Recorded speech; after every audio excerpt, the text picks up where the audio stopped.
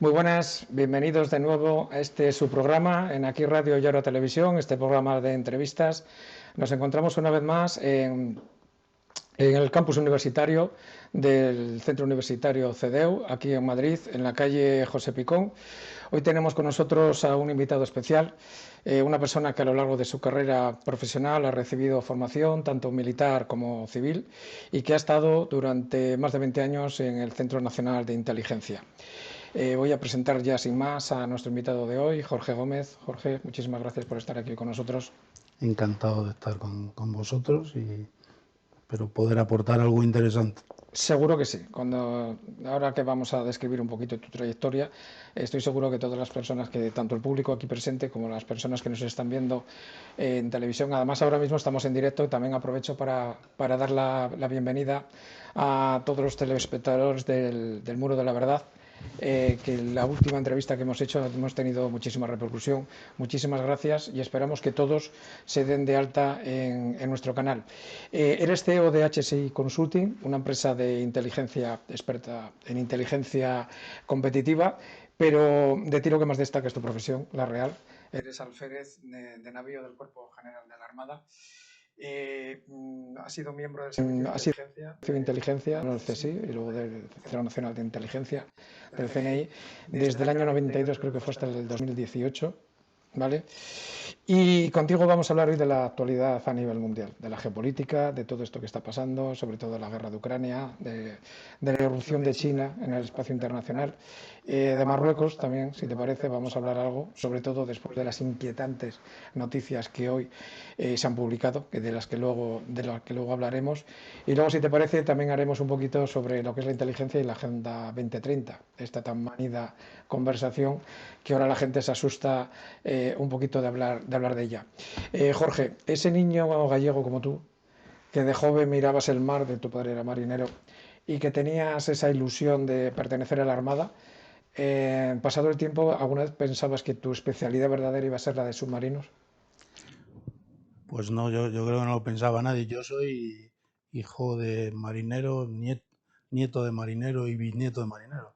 Mi familia había una tradición relacionada con la pesca en Galicia y mi padre lo que aspiraba era que yo fuera marinero o a que fuera marino mercante, algo que él había sido también, ¿no? Pero yo decidí desde pequeñito tenía una idea propia de lo que quería ser y decidí que me gustaría la Armada Española y submarinos, ¿no? Con lo que ello conllevaba. En mi casa eso no lo entendieron muy bien. Mi padre, recuerdo que me estará escuchando, falleció hace 2 años, recuerdo una comida con él con una frase muy graciosa que me dice, a ver, ¿qué necesidad tienes tú de ir por debajo del agua con lo bien que se está encima? Digo, papá, esto es lo que yo quiero hacer. Y la verdad es que para mí fue un paso del arma submarina, fue una experiencia maravillosa. Allí se forjan sí, voluntades de hierro porque hay que sufrir mucho y es un arma compleja, ¿no? Pero para mí me ayudó a formarme como persona y como militar. Todas las personas que pertenecen o pertenecemos a cuerpos armados, siempre se dice que no se borra nunca, independientemente de la trayectoria profesional que después tenga cada uno, que nunca se borra esos primeros momentos de la academia. Tú además estabas en un momento políticamente diferente al de ahora, no tiene absolutamente nada que ver el ejército Complicado. ni de la Armada como ahora. ¿Qué recuerdos guardas de la academia, de esa época en la que chocas con lo que verdaderamente tienes la ilusión de tu vida?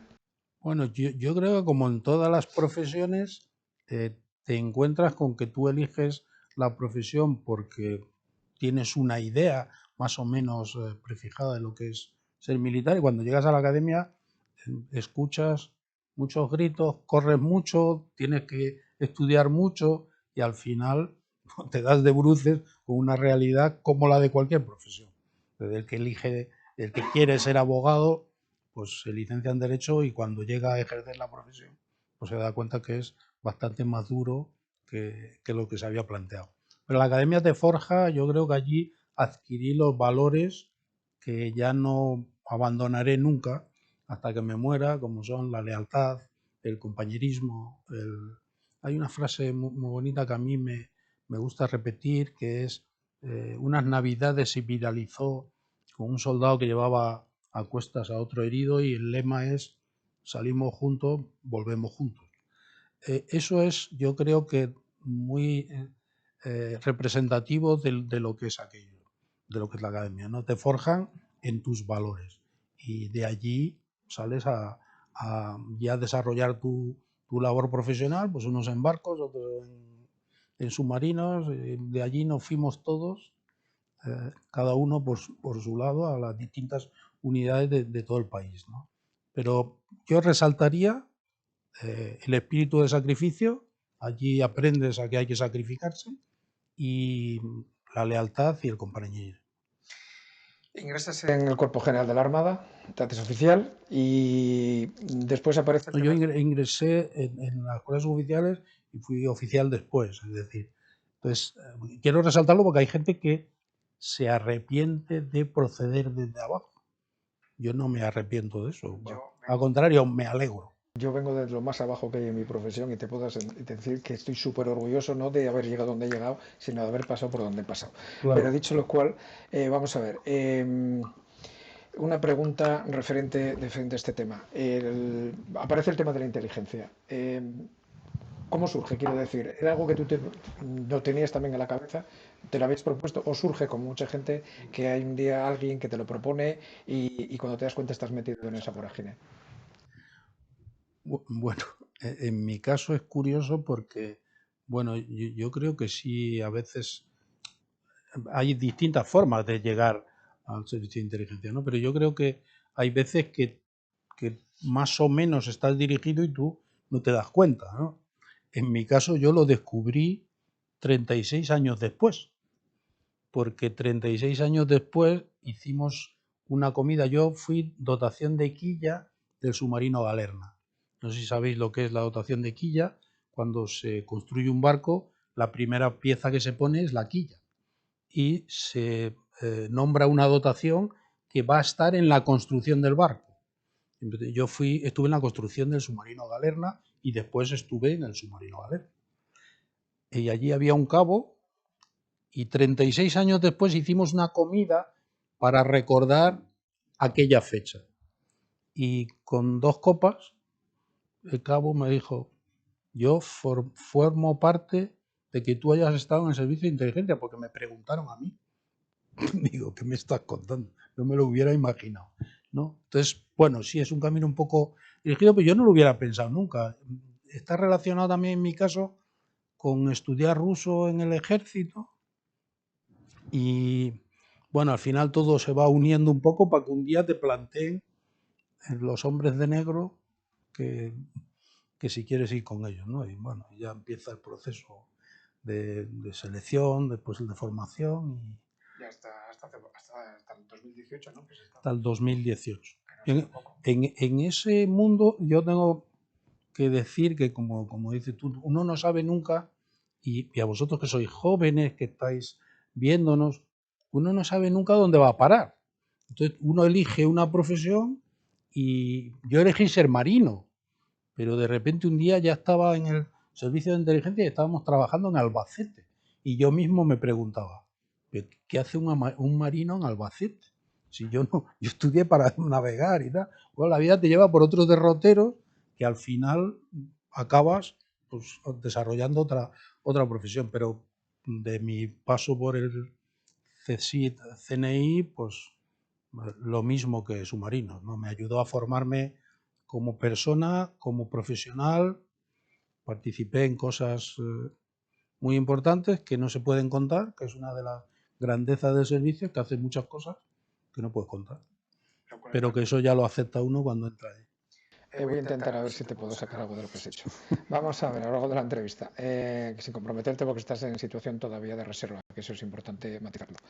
Vamos a ver, Jorge, en cuanto a reconocimientos públicos, medallas con decoraciones, voy a decir solamente las más relevantes: Cruz del Mérito Naval con distintivo blanco, Cruz del Mérito Terrestre, Cruz del Mérito Aeronáutico, Cruz al Mérito Policial y luego, por ejemplo, de la Cruz Real y Militar Orden de San Hermenegildo, Además de la cruz tienes la encomienda y ya por si fuera poco la placa de la Real Militar Orden. Luego sobre titulaciones académicas voy a poner solo las más importantes porque si las digo todas se nos acaba la entrevista y no al lugar. Título, además de ruso, que sabes hablar ruso, título universitario de detective privado, máster en dirección de seguridad, diplomado en relaciones internacionales, perito judicial en seguridad privada, perito judicial en seguridad también de contraincendios y además en el ámbito docente ha sido también profesor en La Salle de Madrid, en un curso superior de Universidad de Seguridad Privada y también has estado dando clase en el CADE, ¿vale? Casi nada. Además has también colaborado en distintos artículos y en programas de radio y ahora creo que presentas también un programa, el Espacio Libre de Debate, en el canal de Spain on the Web.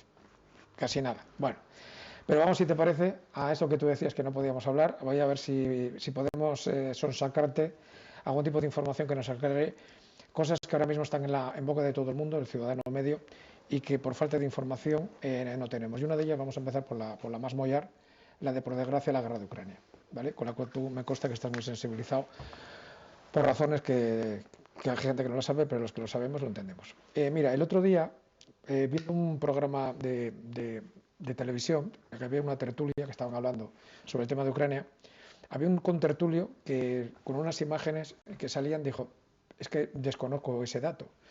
Y eso me hizo pensar que como ya sabía que te venía a entrevistar, hacerte la siguiente propuesta.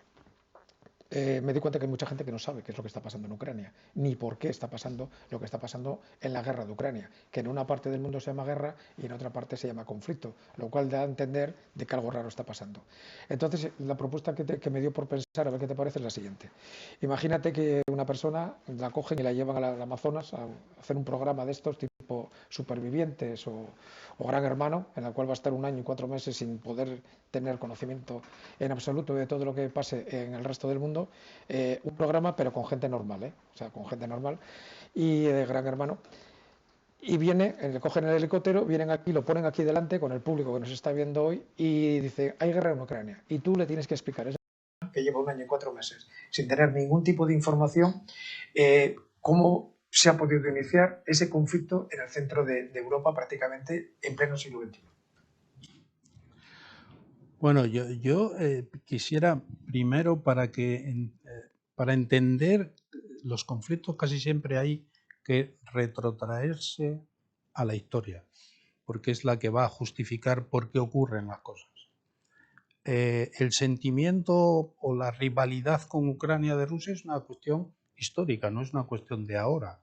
Entre otras cosas porque en Ucrania nace la Rus de Kiev, que es la que forma el primer conglomerado de eslavos del mundo, de países eslavos del mundo. Y la rivalidad rusa ha sido permanente por adjudicarse esto.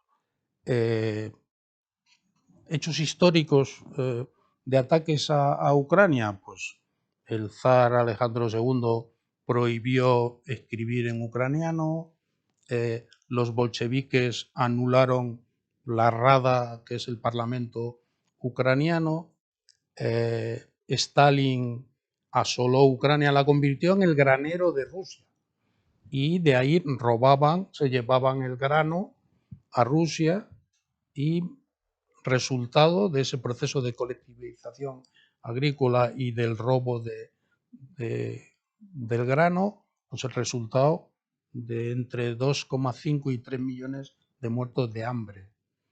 Pero además, paralelamente, hacían dos cosas tan miserables o más que esto, que era la persecución de la intelectualidad ucraniana, lo que ellos llaman inteligencia, obviando que, por ejemplo, Bulgakov, este gran escritor, era ucraniano, muchas de las personalidades eran ucranianos. Ahí mantenían una rivalidad, pero aprovechándose de ellos. Y la creación de una oficina alrededor de toda Ucrania. Y estos datos es importante que los sepamos porque estos arraigan en el corazón de los ucranianos. Una red de oficinas en toda Ucrania en la que los ucranianos podían comprar grano empeñando el oro y empeñando sus pertenencias. Es decir, además de matarlos de hambre, les robaba.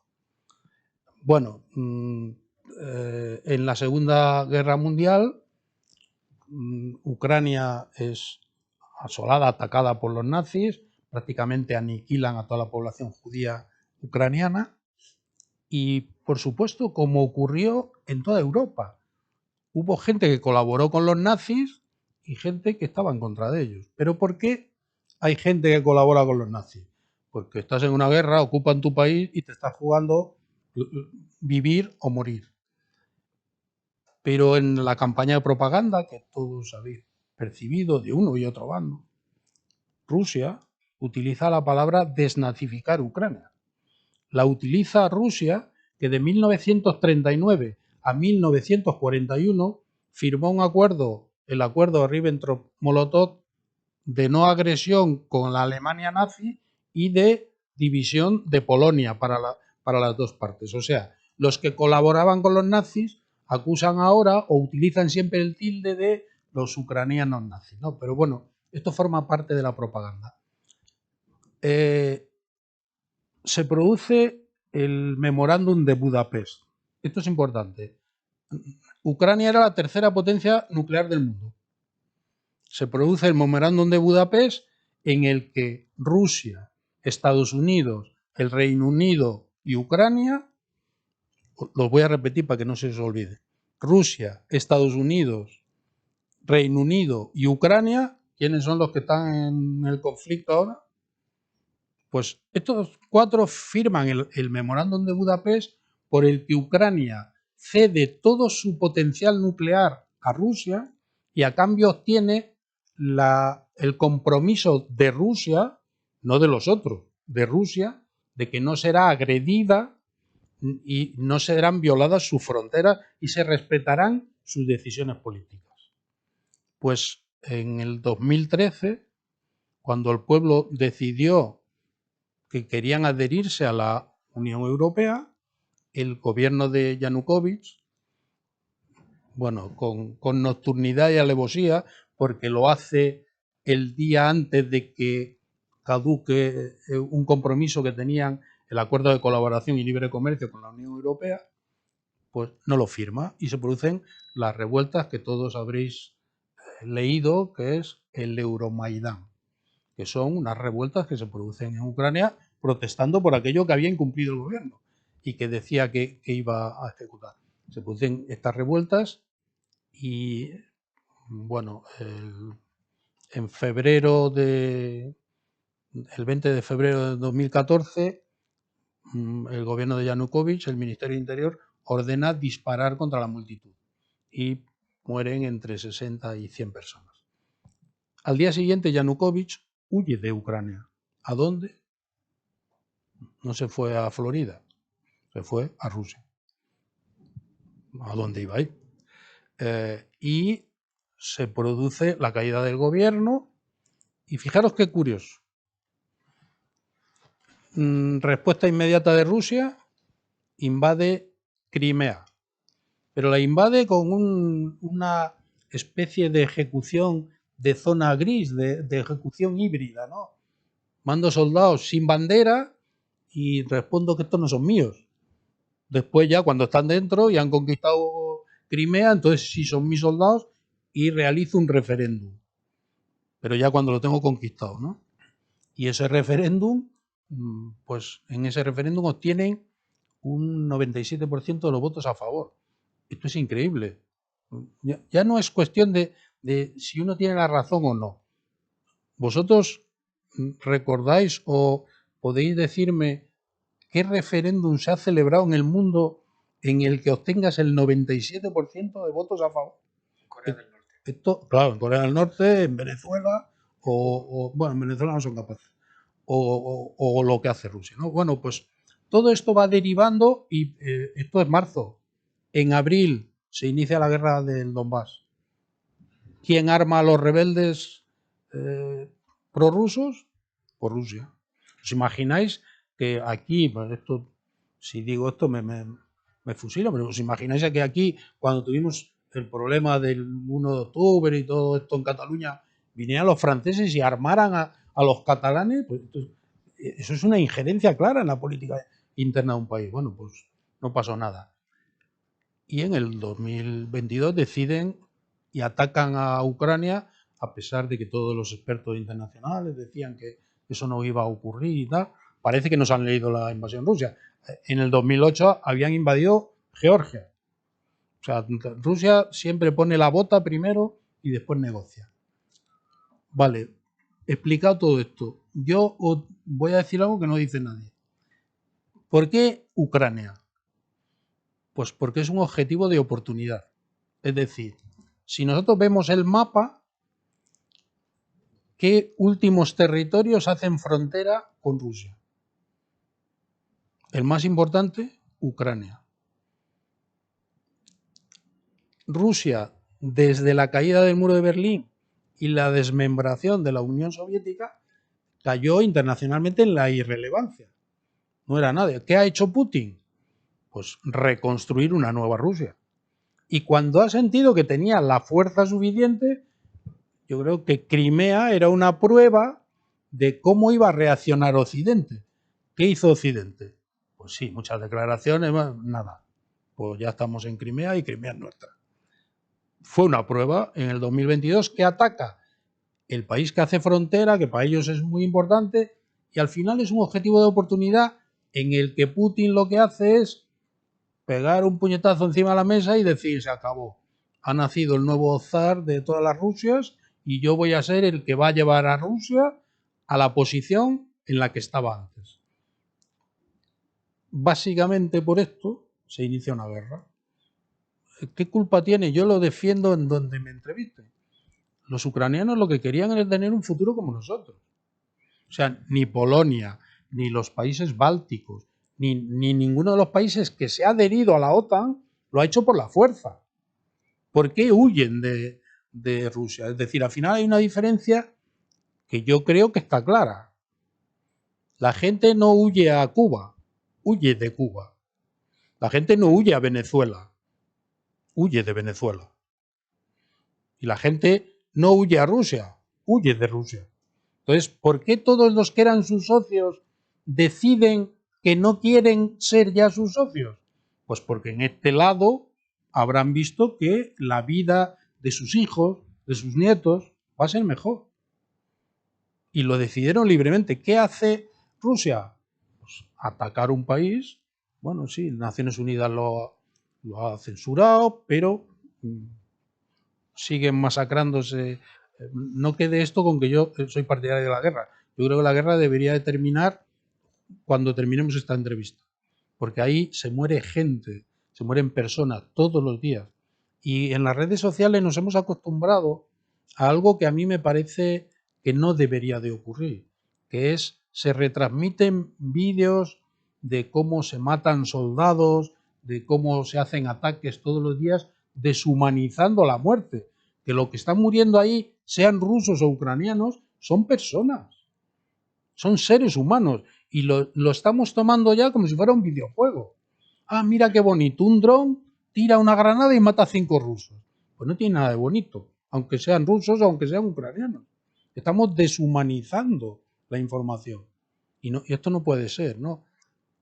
Pero yo transmitiría algo que creo que... Porque todo esto que yo he dicho no lo digo yo, lo dice la historia. Porque si lo digo yo, me convierto inmediatamente en un nazi pro-ucraniano. Porque en la política de hoy o estás en un lado o estás en otro. No hay, lo veis en la política española, ¿no? Entonces, ¿yo qué es lo que defiendo? Algo que no se puede cambiar.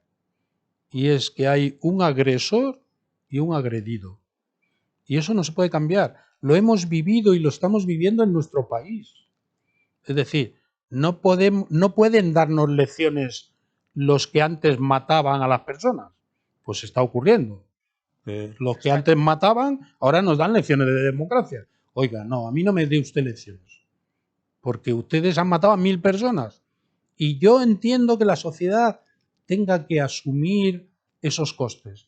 Pero no asumir que usted me dé lecciones a mí. No podemos justificar que la geopolítica es la geopolítica de la maldad, de la crueldad, de la muerte. Es verdad que al final esto es la política del débil y del fuerte. Pero si nosotros asumimos esto, entender vosotros que sois jóvenes que la política del débil y el fuerte es la política del mundo animal. Y nosotros somos personas.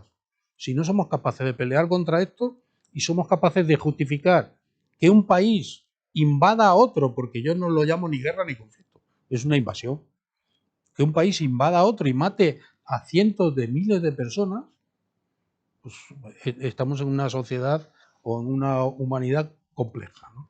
Pero Jorge, vamos a ver. Estoy de acuerdo contigo, evidentemente, pero vamos a ver. Vamos a ver de Putin. ¿Vale? Putin ahora de repente es malo, malísimo. Que lo es. Es que si no lo dices, igual este vídeo en YouTube nos lo quita. O sea, hay que decirlo, porque es así. Y nadie más allá de mi voluntad, ni ninguno de nuestros seguidores o de mis seguidores están a favor de Putin. Pero vamos a ver, ¿Putin es malo de repente? Quiero decir, No. Putin llegó al poder en el año 2000, ¿vale? La primera vez que llega al poder, en el año 2000. Lleva 23 años. Hasta hace 4 días, de 1 año y 4 meses que empezó la guerra, todos los líderes mundiales, en todos los foros internacionales, era invitado y todo el mundo se quería sacar la foto con él. Desde Estados Unidos, España, China, absolutamente todo el mundo quería sacarse la foto con él. Bien es cierto que en el 2018, cuando la anexión de Crimea, entonces el único gesto, por decirlo de alguna manera, que fue que el G8 lo expulsa. Hasta ahí estamos claros. Bien. Pero es que, aún así con todo, hasta que se inicia la guerra, Putin era una figura relevante a nivel mundial. Los servicios de inteligencia de todos los países del mundo, nadie se enteró de lo que iba a pasar o de lo que estaba, porque como tú bien has dicho ahora hace un momento, además muy bien explicado por cierto, él ya avisó, ya dijo, cuidadito, nadie de toda la cantidad de miles y miles y miles de millones de dólares que se gastan en el mundo y la cantidad ingente de ejércitos y servicios de inteligencia, nadie fue capaz de valorar y de prevenir lo que iba a pasar. Sí, yo creo que sí. Lo que pasa es que volvemos a la historia y yo, como buen gallego, te iba a contestar con otra pregunta.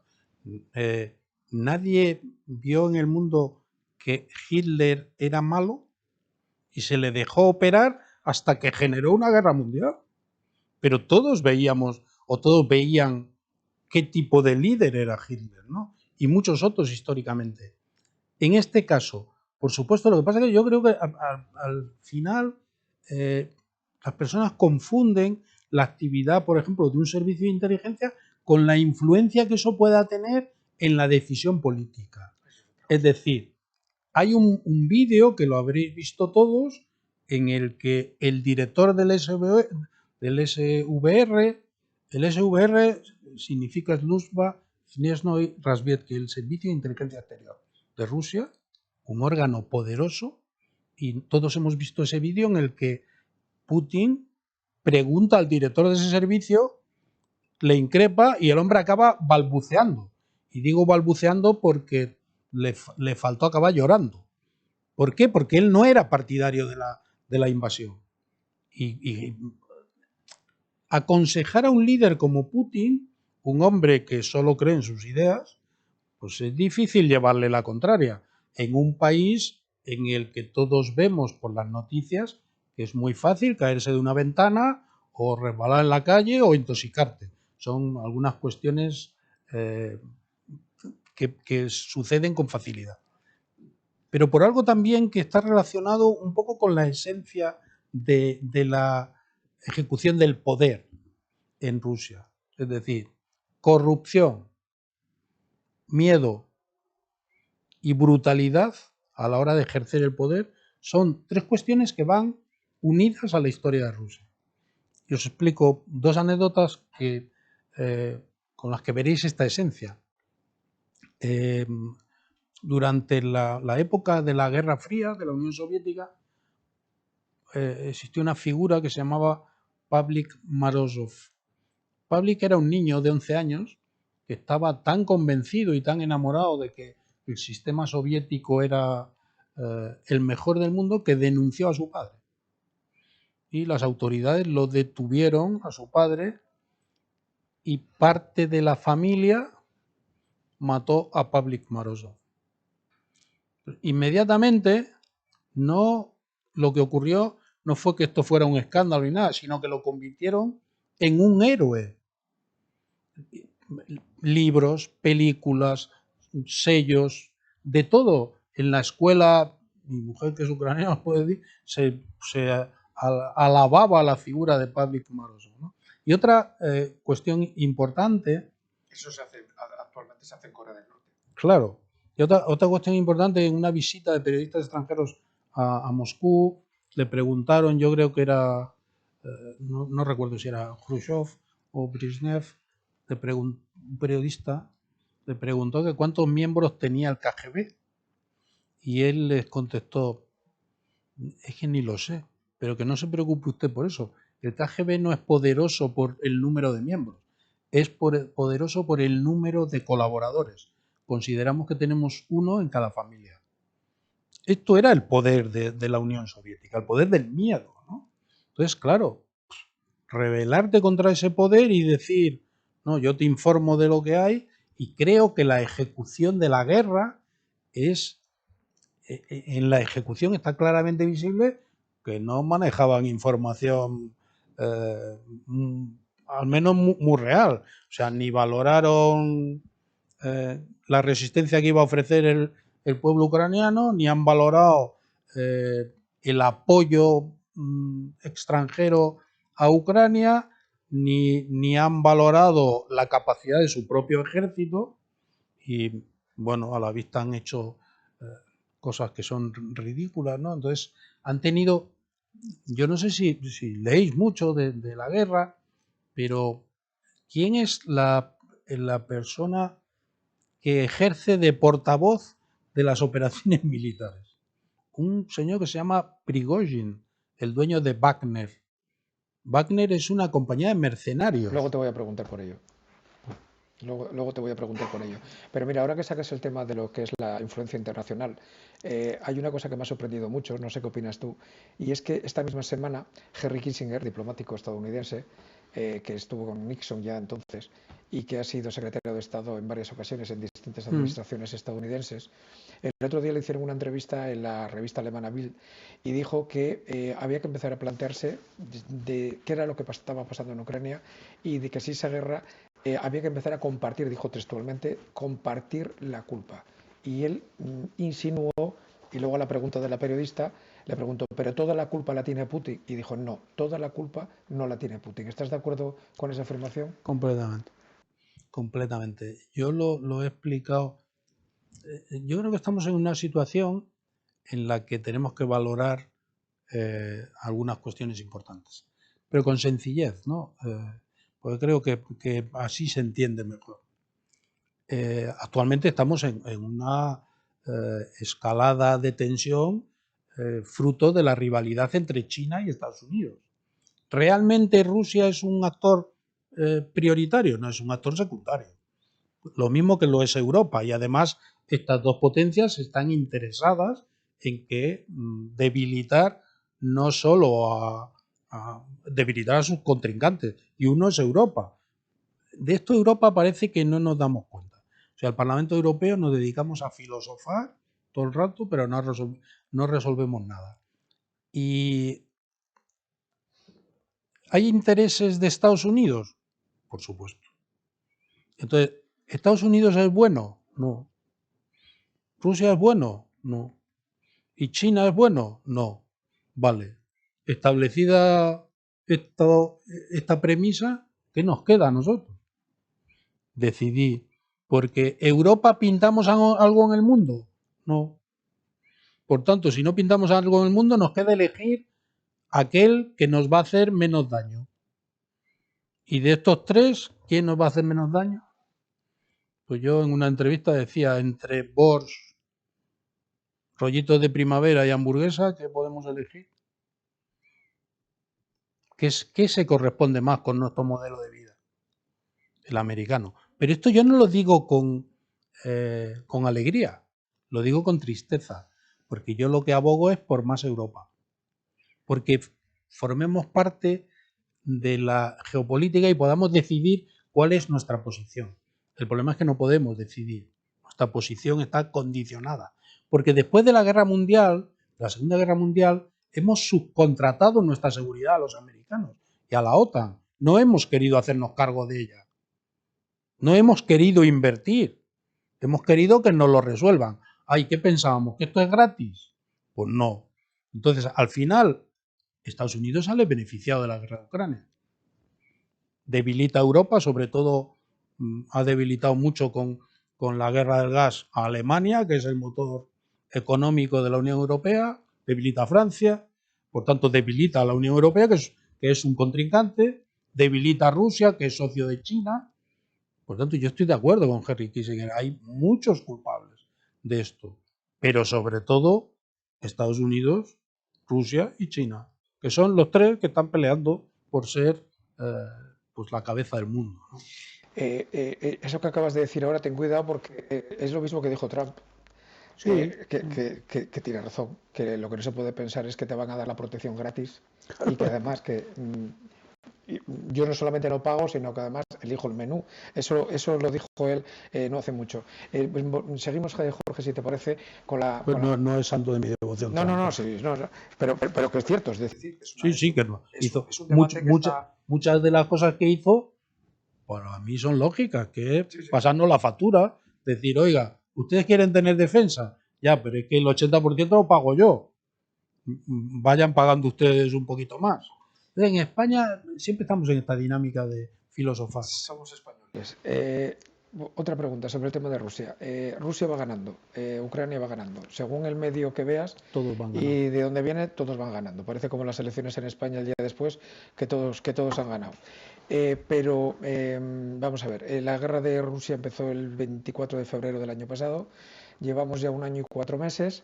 Al principio parecía que esto iba a durar 4 días.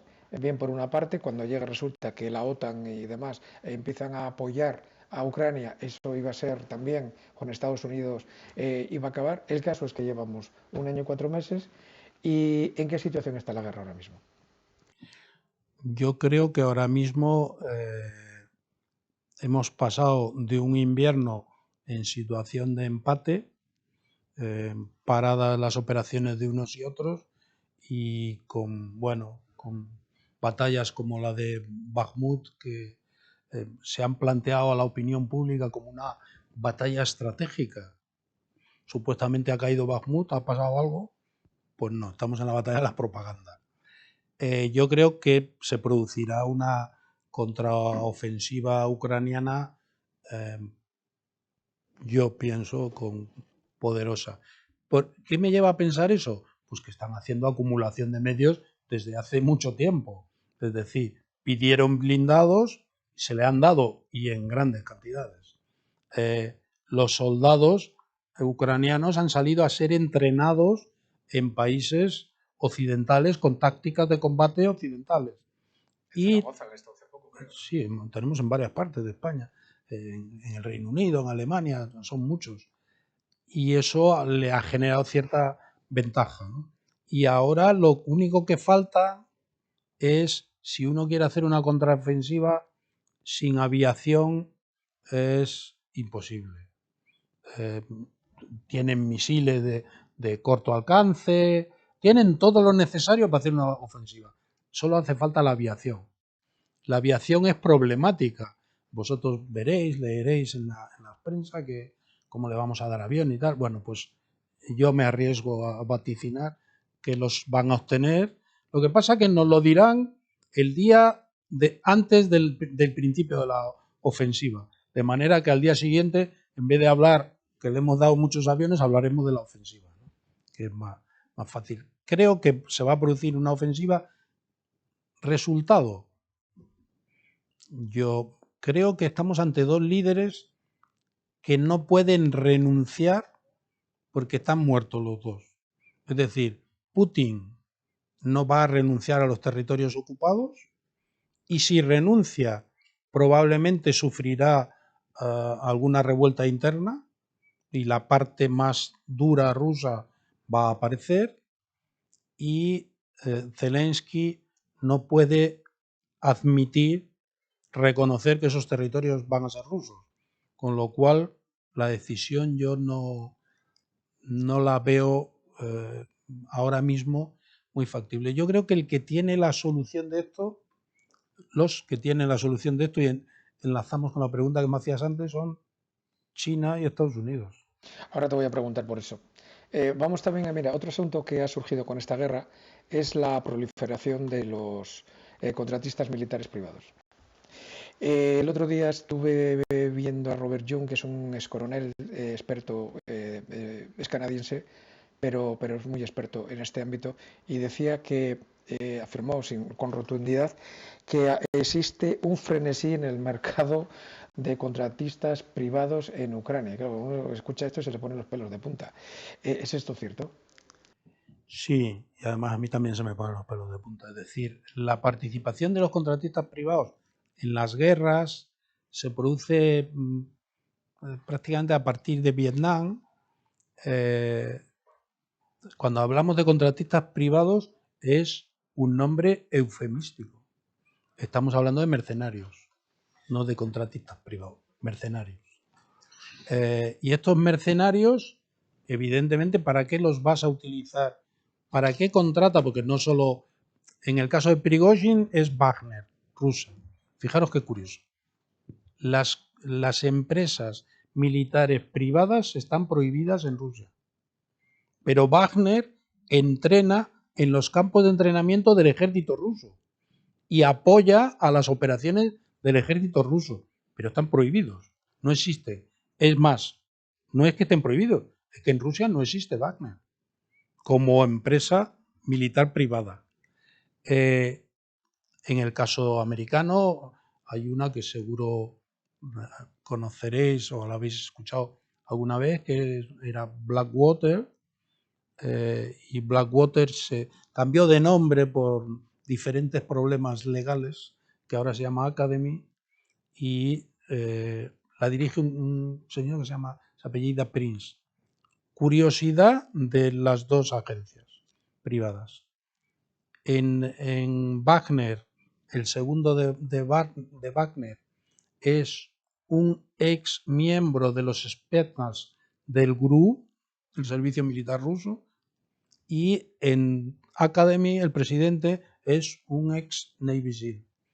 Curiosamente, todas estas agencias tienen una ligazón con los gobiernos que parece que no debiera existir, porque además los contratos los obtienen de los gobiernos. O sea, ¿quién es el principal contratista de Academy?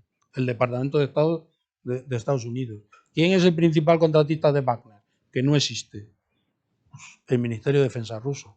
¿Y para qué puedo querer yo un grupo de mercenarios en una guerra? Pues para hacer todo aquello sucio que no puedo hacer con los funcionarios. Pero además genera un problema mucho mayor, que es a qué control legal están sujetos. Te iba a preguntar por eso, porque mira, hablando de los chechenos de Kedyrov, de que también me gustaría hablar un poquito sobre ellos, el papel relevante que están teniendo en esto. ¿Qué tipo de legislación existe? Te digo porque hay un coronel que participó en la guerra de Irak, el Yoru, me parece que se llama, que le leí hace poco para preparar esto de aquí de hoy, y él decía que, claro, las leyes internacionales que regulan las guerras, él dijo que la había estado en Irak y que él se debía a la legislación, tanto las leyes como los reglamentos de Estados Unidos. Claro, es que es así, no están sujetos a la legislación que se le aplica a los ejércitos. Claro, por eso, Entonces, pero aquí surge una dicotomía, Jorge, preocupante. Porque yo el otro día vi el de Wagner, que salió diciendo que me hace mucha gracia, porque el Kremlin y Putin dicen que no tienen absolutamente nada que ver con él, pero él salió diciendo que si no le daban armas y no le daban más dinero, no le daban munición, que cogía los suyos y se los llevaba para casa. ayer, yo creo, antes de ayer, Eso lo he visto yo, vamos, hace, creo que fue una semana. lanzó un escrito a la Fiscalía para que inculpen al Ministerio de Defensa de delitos graves. O sea, él está tomando la voz de portavoz de la ofensiva rusa en Ucrania. Y una pregunta, Peligrosísimo. con respecto a esto. ¿Es cierto que reclutan o sea, personas que están presas por delitos graves de violación, robos, homicidios, incluso de parte de terroristas, presuntamente terroristas, bueno, presuntamente porque están en la cárcel? Pero bueno, a lo que voy, que el gobierno ruso los considera como terroristas y les dice, vale, te sales de la cárcel, pero con la condición que te vas con esta gente y te tienes que ir al frente. ¿Eso es cierto? Sí, sí, han reclutado personal en las prisiones y se han llevado, pues no precisamente a los, a los más, se han llevado a los más salvajes, digamos, con claridad.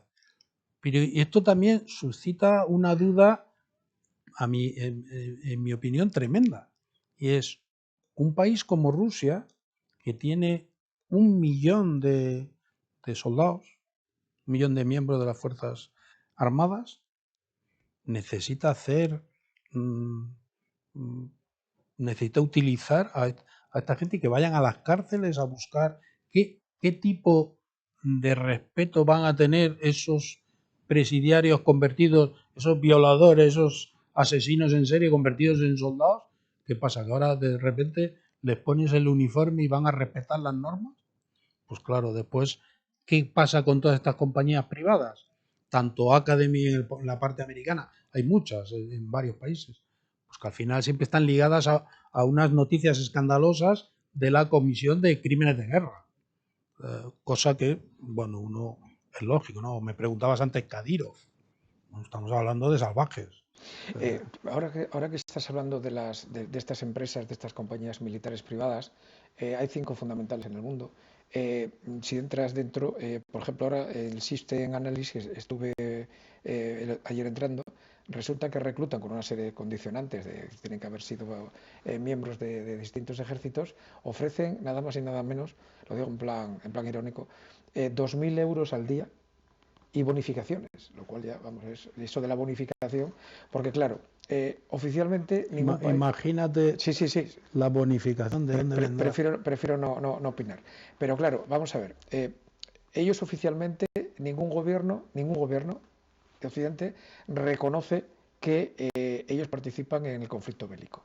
Como tú bien decías antes, esto comenzó con Vietnam, se hizo más hincapié en utilizar este tipo de producto, entre comillas, como bien sabes, en la guerra de Afganistán y la guerra de Irak, y después, cuando viene lo del 11 de septiembre del 2001, ahí es cuando Estados Unidos, incluso abiertamente, apuestan con la disculpa de que iban a proteger a las ONGs y temas humanitarios, pero en realidad todos sabemos lo que hacen.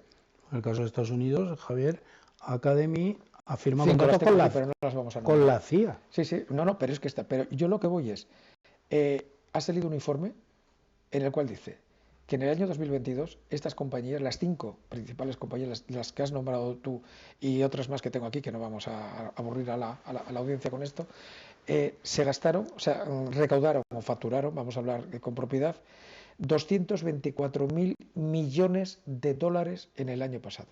Y se calcula que en el 2030 eh, van a ser 447.000 millones de dólares los que van a facturar estas empresas.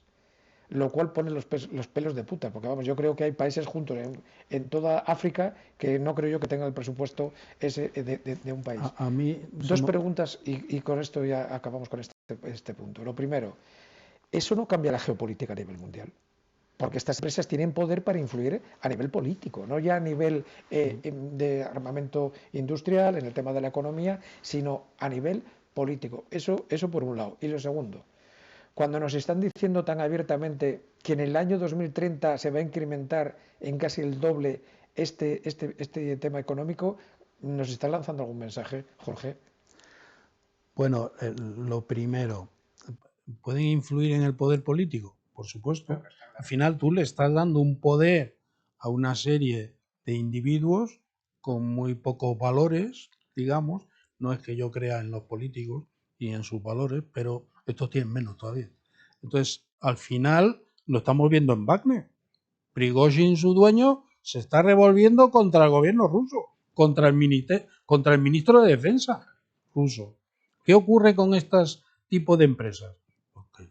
Porque a poco se van sintiendo poderosos y al final muerden la mano que les da de comer. Eso va a ocurrir y con lo segundo, el nivel de ingresos, pues yo pondría un titular claro. Matar es un negocio rentable. Desgraciadamente. Es así. Eso es lo que nos están anunciando. Es decir, es como si nos estuvieran diciendo, y cuidadito, que esto va a ir creciendo y cada vez la brutalidad va a ser mayor. No olvidemos que en la guerra de Ucrania estamos aceptando que se ataquen a objetivos civiles. O sea, no se está atacando a objetivos militares, se están atacando a edificios de apartamentos, a edificios en Kiev. La opinión pública internacional está asumiendo eso como normal. Pues si asumimos eso como normal, pues vendrá cada vez una situación peor, ¿no? O sea, no debería asumirse jamás que los ataques a la población civil se produjesen en una guerra. Esos son crímenes de guerra. Pero claro, también estamos en la situación de que en Naciones Unidas el, el Consejo de Seguridad, que es el que tiene el poder de veto, uno de los miembros que ahora preside el Consejo, es Rusia.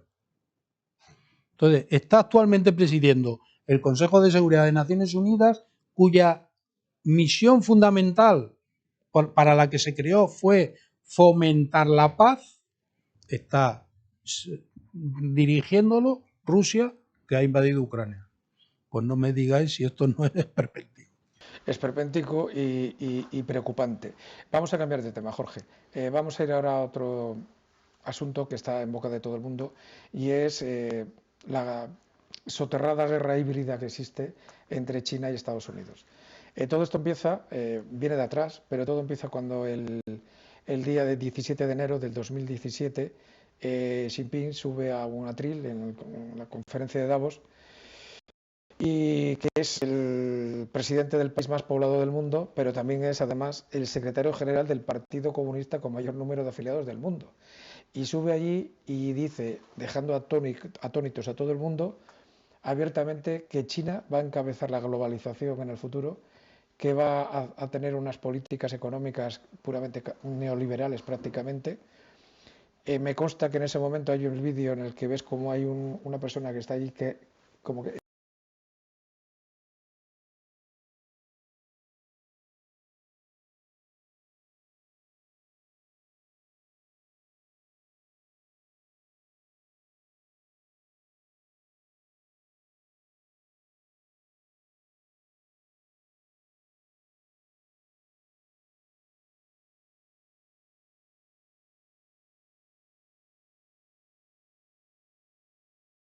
De China. perdón, de China.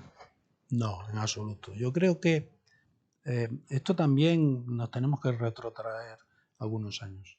Parte de culpa de esto la tiene Estados Unidos, en especial un presidente, Bill Clinton, que abogó por una política que nosotros hacemos con Marruecos también, que es la política de que si establecemos relaciones comerciales y económicas con nuestro adversario, con nuestro enemigo, tendremos menos conflictos. ¿Qué se comienza en aquella época? La deslocalización de la empresa americana, que nos arrastra al resto del mundo a el continente asiático. ¿Por qué?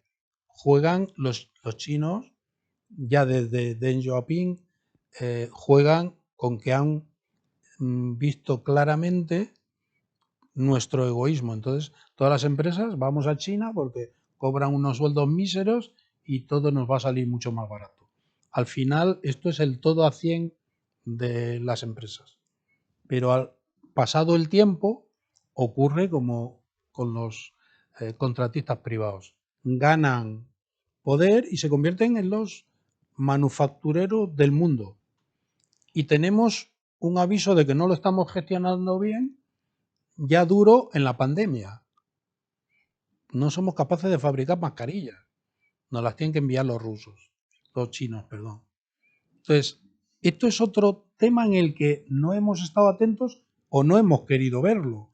O el egoísmo empresarial ha hecho que sigamos en ese camino equivocado, ¿no? Al final, China lo que ha hecho ha sido hacernos rehenes de todo aquello que fabrican para nosotros. Y para mí lo más curioso de todo este proceso entre China y Estados Unidos es que ahora parece que se han invertido los órdenes. Parece que la capitalista es China y la comunista es Estados Unidos, porque Estados Unidos ha virado hacia una protección de Estados Unidos, el Producto Interno, volvemos a proteger nuestro mercado, y China a expandirse hacia el exterior, ¿no? Parece que se han cambiado las tornas. Por tanto, Xi Jinping no mentía y van a por ello, ¿no? Lo que pasa es que yo creo que hay un problema serio, ¿no? Xi Jinping, y perdona que te interrumpa, ha dicho que en el 2049 van a ser líderes de todo, incluido el espacio. ¿Tú crees que lo van a conseguir? Hay quien dice que ya lo son, de facto. Otra cosa es que, bueno, pues todavía existe una serie de canalizaciones, sobre todo en materia industrial, que les queda un poquito, pero hay quien dice, vamos, yo he entrevistado al coronel Pedro Baños no hace mucho y él da por sentado que prácticamente me contestó la misma pregunta en donde ya no son los primeros, ¿no? ¿Tú crees de verdad que esa hegemonía de Estados Unidos con el tiempo la acabará perdiendo a favor de China? Yo creo que es complejo, es decir, yo creo que también estamos subestimando el potencial de Estados Unidos. Estados Unidos es un animal que reacciona lento, pero cuando reacciona, reacciona con todo el poder que tiene, y es mucho. Y es mucho. Entonces, eh, decimos, científicamente ya son la primera potencia del mundo. Vale, venga, vamos a asumir la premisa. Yo creo que no es cierta. Es decir, en la vacuna del COVID, ¿quién ha llegado primero con la vacuna? Los chinos no. ¿De quién es ChatGPT en inteligencia artificial? No hay esas innovaciones en China, no existen. Por tanto, yo creo que les falta, y sobre todo porque una potencia, para ser hegemónica, necesita, y antes he dicho lo de chat GPT porque es una revolución en la inteligencia artificial, ¿no? Para ser una potencia hegemónica, yo creo que necesitas al menos ser líder en 4 ámbitos, ¿no? En el científico y tecnológico, que están ahí luchando con Estados Unidos; en el económico, que a día de hoy sigue siendo la primera potencia de Estados Unidos; en el cultural, no nos olvidemos de esto; y en el militar. En el militar, en algunas cuestiones están a la par de Estados Unidos, pero la armada más poderosa del mundo es la americana. ¿Y por qué os hablo de la armada? No porque yo sea de la armada, no es una cuestión de preferencias. Os hablo de la armada porque cualquiera que sea que quiera ser una potencia tiene que establecer una proyección de su economía al mundo. Tienes que influir en África, en Europa, y eso va a generar, como los chinos están desarrollando esas famosas rutas de la seda, por tierra y mar, pero eso hay que protegerlo. Y para protegerlo tienes que tener una armada poderosa. Y para tener una armada poderosa, algo esencial es disponer de portaaviones. Ahora mismo estamos 11-3. Por eso China está construyendo portaaviones a prisa y de forma forzada, porque sabe que los necesita para proteger todo ese despliegue mundial. Pero lo que no cabe duda es que lo está haciendo y está trabajando en ello. Os doy un dato que es interesante.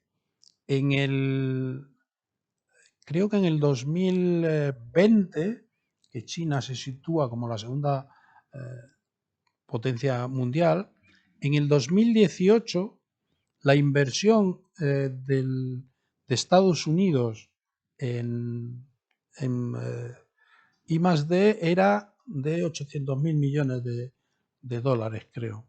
Y la de China era un tercio. En el 2020 la inversión americana iba a ser más o menos 800.000 y la china 600.000. O sea, el avance que tienen en todo este proyecto es muy, muy grande y muy rápido. Entonces, ¿a mí qué duda me queda? Y decía antes lo cultural porque quiero que entendáis la importancia de lo cultural. La cultura china, pues a nosotros tampoco es que levante muchas pasiones en el mundo occidental. Cuando es la más milenaria, de que mucha gente no lo Claro, sabe. pero nosotros, cuando hablo de cultura, hablo de Nosotros vestimos jeans, comemos hamburguesas, vemos cine americano. Eso es una parte de influir en el resto del mundo. Influyes a través del cine. Nos venden su modelo de vida y nosotros lo compramos. Entonces, la cultura es muy importante para dominar el mundo. Y lo militar, la única duda que me queda a mí es si Estados Unidos se viese en la situación de perder la hegemonía mundial, no digo de ser unilateralmente la única potencia como ha sido durante años. Bueno, que hubiera un empate y un reparto, pues sería asumible. Ahora, si lo que se produce es una caída de Estados Unidos, sí utilizaría la fuerza para mantener su posición. ¿Estás convencido de ello? Yo sí. Vamos a ir acabando, que se nos está haciendo ya un poquito por el tema de la hora. Algo he oído por ahí de que estás preparando un libro de inteligencia y también una novela, ¿es cierto? Sí, vale. Pues desearte lo mejor de los éxitos en esos dos proyectos que tienes. Jorge, ha sido un placer, de verdad, el haberte tenido aquí con nosotros. Hemos aprendido yo por lo menos muchísimo. Me ha sorprendido muchas cosas que has dicho. Me ha dejado muy inquieto, a mí me imagino que la gente que nos está viendo, el hecho de que tú des por sentado de que Ceuta y Melilla va a dejar de ser territorio español. No eres el primero que se lo escucho, lo cual preocupa más. Pero en tu caso, por la información que tienes y la capacidad de análisis de todo lo que tú sabes, preocupa. Pero bueno, así es la vida. Darte las gracias, decirte que ha sido un placer, que esta es tu casa. Y no solamente el canal de televisión, sino en la radio que tenemos también, que sepas que cuando necesites o quieras participar en alguna tertulia hablando de tanto que sabes, que estás invitado y muchísimas gracias por haber estado aquí con nosotros, Jorge. Gracias a ti, ha sido un placer de verdad y cuando me necesitéis, pues sabéis que donde me llaméis iré. Pues muchísimas gracias. Deciros que dar las gracias también al público que está aquí con nosotros, dar las gracias a CEDEU y vamos a acabar las emisiones de entrevistas ahora en el mes de junio, pero como ha habido este volcán político, que todos de forma maravillosa vamos a estar trabajando en julio, pues entonces vamos a retrasar porque vamos a hacer una serie de entrevistas a políticos relevantes que van a participar en las próximas elecciones y por lo tanto nos veremos pronto. Darles las gracias a todos, al Muro de la Verdad también, que nos cuesta que cada día tenemos más seguidores. Suscríbanse a nuestro canal y esperamos y espero en este caso vernos pronto. Muchísimas gracias a todos por estar aquí.